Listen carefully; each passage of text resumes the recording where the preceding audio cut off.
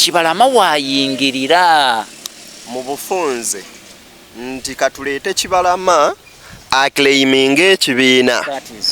Bw'amala oclaiminga ekibiina kitegeeza bwe tukijjayo eri ne tukinunula kigenda tuzze mikono gyani jampuuga. Ekibiina waliwo kati awo wennyini wetwagalira tujjeyo amazima kuba waliwo watugambira nti gano mazima kati ffe tulabe ku mazima ago. So waliwo ekiseera we kituuka n'aba nti ayina okugamba nti gano ng'ayina okwongerako ka S naga nti gano si mazima. Ayina okutuukiriza ekintu ekyo ekyalina okukikola. Omuntu amanye nti ddala byamuwasiga mazima. Omupiira yeweeya Kibalama ne TMC yonna abatwala ewa Honorable Rebecca Kadaga. Omupiira nolaba bugutambula. Kakati okuva wa Honorable Rebecca Kadaga oyo direct abatuusa wa President Museveni. So kati ng'ogwo omupiira gulina kuggwaawo. Kati kasita kifuluma ekyo bwe kiti isi n'ekifulumya bweti ng'akamu ekitundu biliyoni emu n'ekitundu ng'erinnya ku akawunti ya ddiini. Gwe muganda wange agenda maaso n'okubeera ng'ongoberera oyinza okuba ng'obadde weebuuza olutalo wakati wa Katumba ne musajja mukulu Diini luvaawa. Luno nno olutalo si lulala wabula lwa kubotola byama. Laba ebizuuse nga Diini yakavaayo kufulumya akatambi kano kengenda ogenda maaso n'okubeera nga nkuwa nga yeewera nti ng'ennaku z'omwezi lumu omwezi ogwa June mwattu Nuupu tegenda kuddamu kubeera ng'erabibwako ejja vanga lufuuse lufumo. Njagala wekkaanye nzikiriza nkusabe olaikinge vidiyo eno ogisharinge ne munnaagirabe kubanga luno nno lutandise. Sheikh Ashraf Ddembe musomi wa dduwa ate gwe tutambula naye mukubireko okusimu esembi y'okubinemu ku screen gwalina ebizibu ebyenjawulo ajjagera mu maaso n'okuba nga akolako Higher Level Tour and Travel Agency. Abo nno bagamba batwala abantu ebweru, abo nno ne bagamba mu kulambula so si kola era nga bagenda kubeera nga balambula mu bitundu bya Fort Portal ng'ennaku z'omwezi lumu paka nga 3 June. Bakubireko ku simu ziri awo ku screen. Nzikiriza twesogge butereevu emboozi y'olunaku olwaleero. Ono nno w'omutima omunafu weesibe ebbiri. Abambuzo ba NUP nagivuddeko gisuula kati kambabuulire kuba ne bino mbadde saagala bibagamba, but let me tell you this. Ng'ennaku z'omwezi lumu June, mark the dates, 1st of June, ennaku z'omwezi lumu June 2024. Bw'oba omanyi ova Masaka, bw'oba omanyi ova Buddu oba mu Greater Masaka, kakasa nti 31 mezi kusangayo. Olwo lunaku okuva nga 29 3 mugende musule ewammwe kubanga ekigenda okuddako eri NUP temugenda kyagala. Ababaka abasoba mu 100 they are going to declare themselves out of NUP. Ekyo kye nali mbategeeza oba mwali temukitegeera. Ababaka abasoba mu 50 bagenda kwegaana ekibiina kyammwe bwe mba mwali ekyo temukimanyi. Ekyo kitegeeza bw'oba badde olina ababaka 57 5 ne bakuvaako ne bagenda oba osigaza bameka. Ebintu ebimu temusobola kubirizoninga mwe basajja mmwe obwongo bwammwe butono munansonyiwa bagamba bwentyo naye mazima genjagala mbabuulire. Oba munyiige nze tebinkwatako kuba nsinze nabagaana okulowooleza ewala. Bwe munaaluuzinga abo ababaka muba muyina ekibiina ngeno bakututte mu kooti yadde waliwo ababagambye musimanyi mbwe ekibiina kyammwe ngenda kisuulira mu kooti. Nze sinza afuga ekooti za Uganda naye no bakuwawaabira gwa kujinga biwandiiko. Simanyi baba babulidde nti balisiivinze gundi eyo gye samoni ze babaweereza zibayita mu kooti. Kati gwali mu kwewandiisa afuna endagamu simanyi kaadi yaki ya pati ogikwata ku lwa Kibalama ogikwata ku lwani kubanga eyo naye ekibuuzo weekiri ekyo. If at all the members of parliament bagamba nti akatugende nina byesaagala kwogera ebirala ebisigadde munda kubanga ngenda maaso n'okubeera nga mbebaza mwenna abagenda maaso n'okubeera nga mutugoberera mu kutu Beyond the Newsroom. Nzidde niyo genda maaso n'okubeera nga tukwasaganya ku nsonga ez'enjawulo. Olunaku olwaleero ndina omukulu ku sayidi ena agenda maaso n'okubeera nga yeeyanjula then tugende maaso n'okubeera nga tutambuza ensonga zino bingi ebigenda maaso n'okubeera nga bitambula mu ggwanga nga bannamawulire tuyinza okutunuulira profession yaffe nga bwe twogerera kati tekyali professional nga wabula buli muntu abeera n'ekigendererwa n'akola ekintu bwe kityo. So waliwo ebigenda mu maaso wakati w'omukulu ono then ne Dean Lubowa Sava naye nga byonna bituzaayo emabega okutandikira ddala wa ensibuko y'amawulire gy'eva bineeno mu mpisa y'amawulire kitutwalawa mu myaka gye tujja mu maaso 12 tunaaba tukyalinawo bannamawulire abagoberera ethics oba banaaba tebakyaliwo mu ggwanga Uganda. So n'ebirala bingi ebigenda mu maaso n'okubeera nga bitambula n'ababanja kabaka bangi beeyongedde. Joe Hassan Nduga yavuddeyo n'ategeeza nti ova yayimba oluyimba olubanja kabaka waliwo abeeteeza okwagala okumutuusaako obulabe emirundi ena. Kati ebintu bwe biti ebigenda mu ggwanga mu maaso n'okubeera nga bitambula bingi. So ensonga ze tugenda okukwatako zo mpitirivu nnyo nnyini ddala wabula munzikirize omukulu ono agende maaso n'okubeera nga yeeyanjula then ate era tweyongere. Omukulu nsanyusa okukulaba taata. Nange neesiimye okumpa omukisa guno okutindiga olugendo n'ojja n'onoonyaako ompa omukisa okubaako ate ensonga z'eŋŋamba eggwanga. Neeyanzizza nnyo neeyanzeege. Nze muzzukulu wa Mugema Katumba Gerald, ndi musajja munnamawulire, omutunuulizi w'ensonga, omusunsuzi w'ensonga nga bwe zitambula mu ggwanga n'ensi yonna okutwaliza wamu, omuntu gw'oyinza okuyita analyst. Ate era mu kiseera kyekimu na specializinga nnyo oba nayagala kugwa nnyo ku ludda olw'amawulire ag'okunoonyereza, investigative journalism.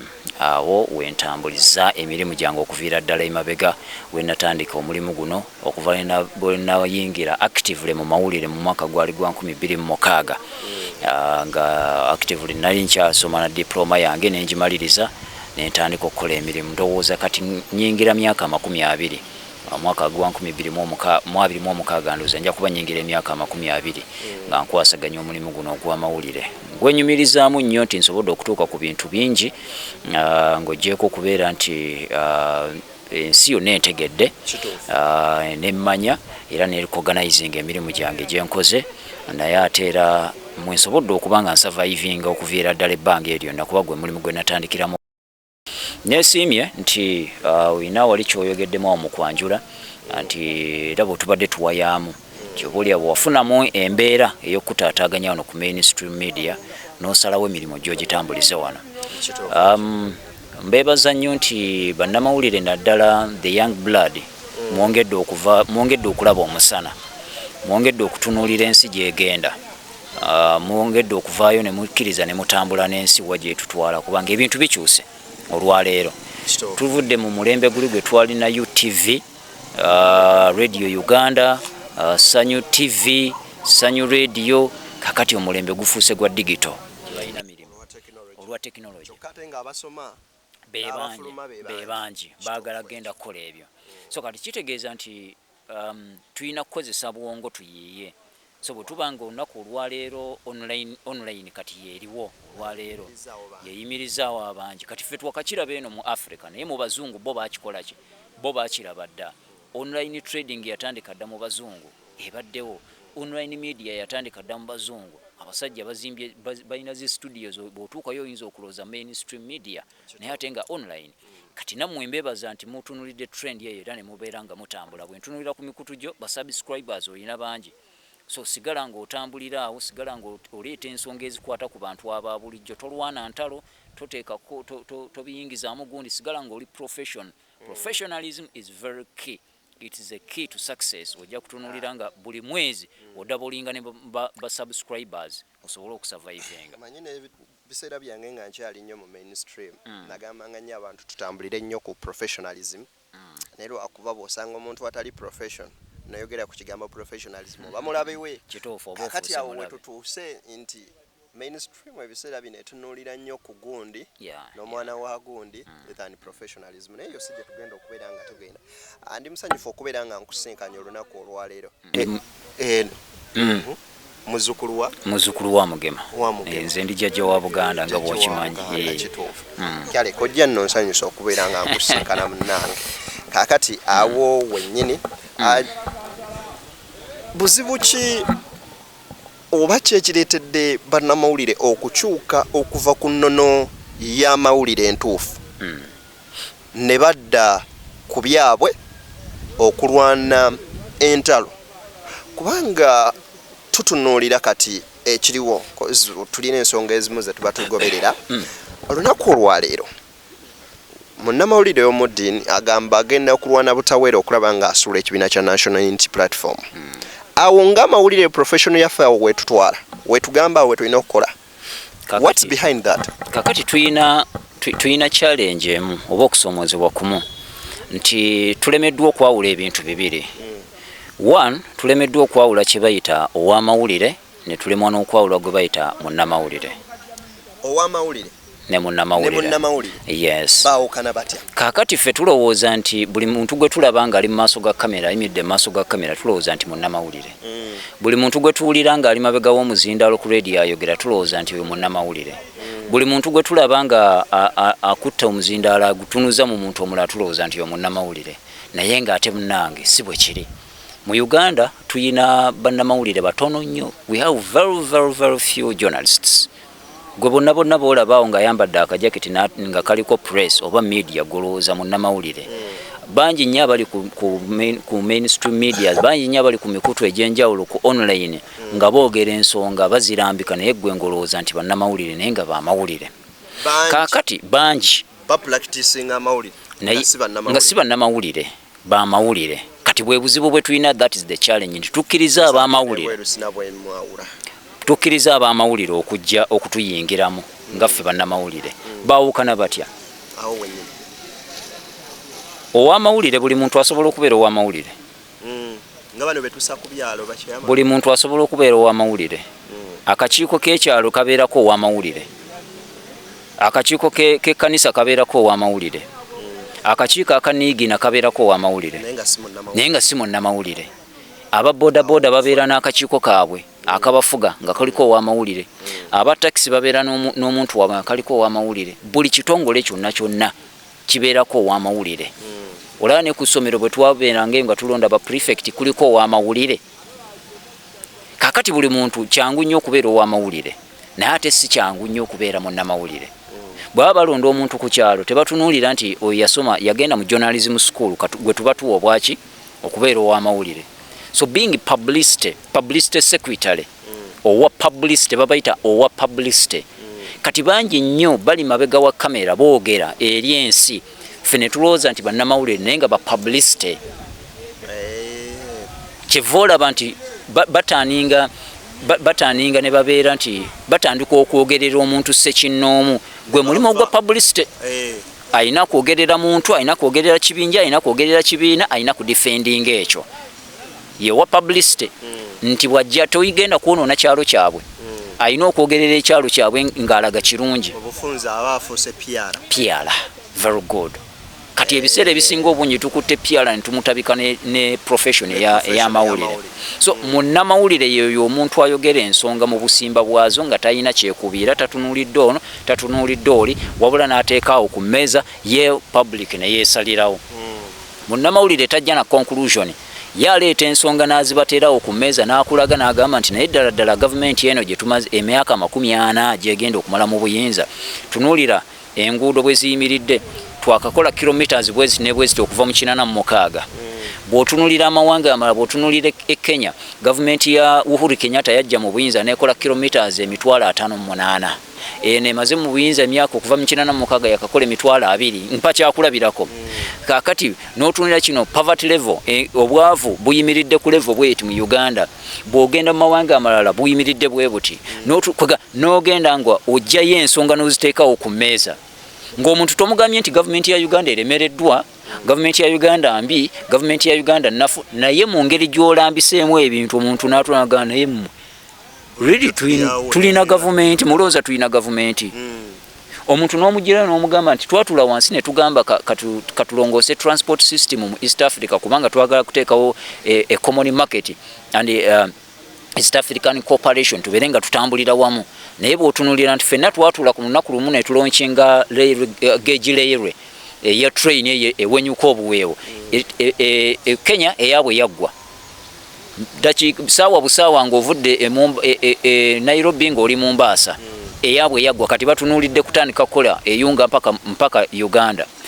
Tanzania baali batongoza the fastest train ey'amasanyalaze in East Africa eyaabwe ewedde Uganda Uganda eriro dda tukyalaba galaba eno eyita wano ku lwagundi awo ku kiguudo awo vennamanvu eno kijanga kigalabagalaba awo gye tulabawo so kati gwe bw'okireetawo awo yo omuntu tolina kumala kumugamba nti gavumenti yo tekufaako gavumenti yo tefaayo yajja kuba amaze okukiraba gwe nga munnamawulire omaze omugirayo ebyo so oyo gwe bayita munnamawulire yes kakati obadde mu mawulire okumala ebbanga era okoze n'abantu bangi kakati mukwano gwo dini wootuukira okulaba nti ono avudde ku kubeera munnamawulire kati afuuse wa mawulire era what exactly happened kubanga ebigambo biri wakati awo bingi kirungi ekituufu kiba nti to reveal the truth that is it slogan yaffe egamba nti beyond the newsroom where untold story is revealed. That is true. Will reveal what others fear to do. To reveal. That is great. Kati awo wennyini wetwagalira tujjeyo amazima kuba waliwo watugambira nti gano mazima kati ffe tulaba ku mazima ago so waliwo ekiseera wekituuka n'aba nti ayina okugamba nti gano ng'ayina okwongerako ka s naga nti gano si mazima ayina okutuukiriza ekintu ekyo ekyalina okukikola omuntu amanye nti ddala byamuwasiga emazima naye yeweeyo abirabe kubanga ayina okubiraba so kaakati nze nakwatagana ne munnange oyo nti mu line eya investigative era n'okulaba nti mutemera ekkubo kubanga nateekayo endorsement yange nga bamuleeta ku BBS telefayina kozi yali abaddeko ku NTV n'avaawo olw'embeera ku birala nawoyo n'akolako zikampuni ezitwala abantu ebweru n'abivaamu kwe kujja n'akola gundi eyagano mazima YouTube channel bwe nalaba nga ebintu byakola kubanga nze ku BBS nalinga nkola investigatives ezo naye ndazikolanga mu mawulire kati ng'ebiseera ebisinga obungi zibeera n'obudde butono kuba nakola investigatives ez'abalwijema ndowooza muzijjukira we nazuulira famire ye mutabani waali ene Uganda gwe baali basuula eyo namusanga nayo bayitayo mu kikajjo eyo wooyisaawo wati eyo mu kayumba nga kali eyo gye namusanga naye kati se bali muzigoloofa oluvannyuma lwa sitole eyo gye nakuba Kagame yamuyita namugamba ebintu byo Museveni yabirina byakitaawo nze nkusiima busiimi nti gy'oli kwako kano genda weeyozeeko enfuufu so naye nzikola ezo story zonna eza safe houses we baatuukira n'okuleeta abantu abo ne babalayininga mu parliament be baatokyalinga mu safe houses naye nzikola zino ez'okutta bakirumira bakaweesi baani ez'ekibba ttaka nenziyingiramu eza human trafficking nenziyingiramu n'endala so bwe natunuulira ekiseera kyatuuka ne ŋŋenda mu bakama bange ku BBS ne mbagamba naye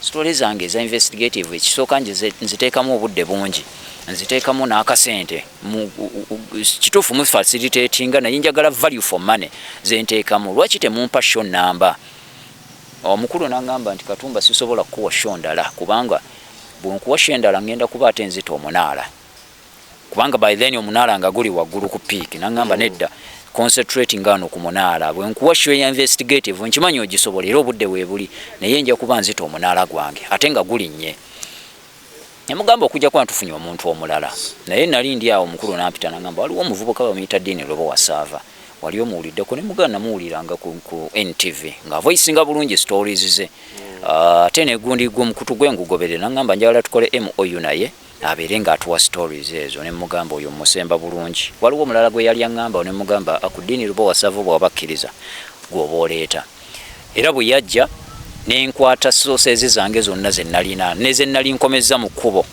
ne mugamba zizo era twazitambulanga mu babiri ne botunira gano mazima gyakola ku BBS nga mu kamera tubeera mu babiri so ne tutambula fenna olwagira yina alemagana ne bakama bange naavaayo nandekayo ku BBS nange bwe navaayo byali ebyagwawo ntambudde ngenze so nenkomawo nga amaze okukola omukutu nga amaze concentrating akoze omukutu ogwo gutambula kugenda mu maaso nangamba jangu tukole kati olwokuba nali mumanyidde mu line eri eya investigative era nga wetwalinga tutambula ne sources ezimu nzenna zimuwanga nga tuzitambulamu fenna nga twegabira sources ne mugamba tujja kukola ki tujja kutambula because by then nga mainstream media ekalubye nga bikalubye oyina kwogera bali kye baagala ate nga nze tosobola kunjogeza kye saagala oba ekitabaddeeyo olw'okuba njagala nsanyuse gavumenti siri mwogezi wa gavumenti ndyoke njogera ebigisanyusa nina kwogera nsonga nga bwe ziri ezinyigiriza abantu mbeera eddoboozi ly'omuntu owa bulijjo so si ddoboozi lya gavumenti leka bafuna opondo bakole ogwo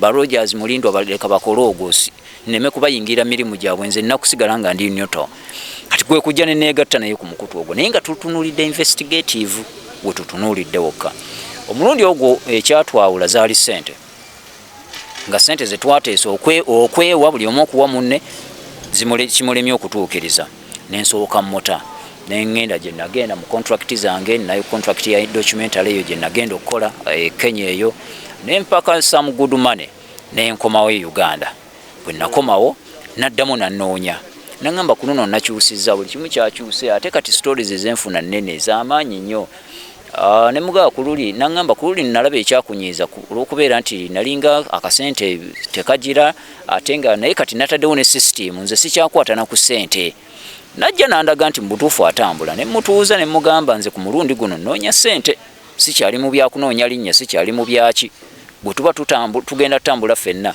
tulina okutambula tutambulira mu layini ya kunoonya ssente ate nga y'amazima bino ebibye endowooza eyo mu politics sibifaako ate nange ndekera eyange nange omanyi gyengwa wano nze njagala ambulera etugatta professionalism wano investigative bino ebirala saagala kumanya that is it nange toningiriza bwembeera kwenyupe bwonsanga nekyagulanyi toyomba zinange ne bwe nakola ne muhoozi sijja kuyomba wano ng'ekitugatta investigative netukkaanya netutambula awo abaana ba Nuupu ne bakuyisaamu n'eggaali nnyo ne bampisaamu awo kakati oyo munyampi kakati oyo yagenze wa muhoozi ate jjukira ebiseera ebyo muhoozi project yali ekutta akati muhoozi project abamu ne bambulookinga nenfiirwa emikwano egy'ebweru naye nga nze mmanyi naye nga sirina bwe nnyinza kunnyonnyola buli muntu yenna nti look nze okujja ne neegatta noono sizze lwa ndowooza ye nti nzikiririza mu kyakkiririzaamu but because I want to make money.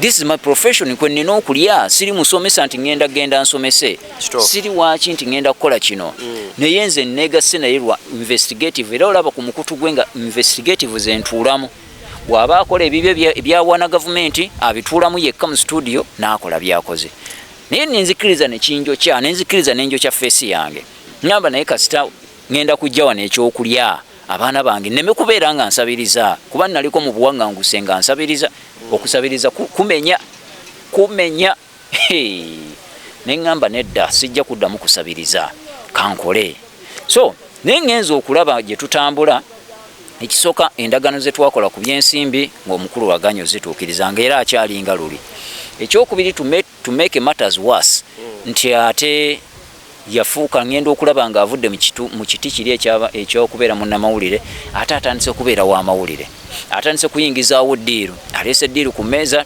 batuwadde ddiiru wano tulina okukubira Honorable Mathias Mpuuga ekikopo bamuyisaamu nnyo eggaali ku $5,000,000 ne mugamba kiki kye tulina okwogera ku nsonga eyo tugenda ku defendinga Honorable Mpuuga oba nti tulina omudefendinga akasente weekali ajja tuwa akasente era nasinkanye gundi nasinkanye Honorable Segona nasinkanye Joyce Baagala mwetegefu okutuwa akaki nasinkanye Honorable Mpuuga betegefu okutuwa akasente alabye omukutu guno gutambula gudduka nnyo tumukubira ekikopo era olaba ebiseera ebyo bwino we byagondi yasinga okukuma omuliro mu bino eby'emmotoka mutuwa accountability y'emmotoka yavaayo etya ya Bobi Wine yavaayo etya simanya accountability awo wonna nga ali funded by that awo wonna nga atandise okutambulira atandise ku that is it kati ali ku ddiiru ali ku contract nti wano bwakuba n'ateekayo sholink n'asindika ng'Honorable Mpuuga awayalinga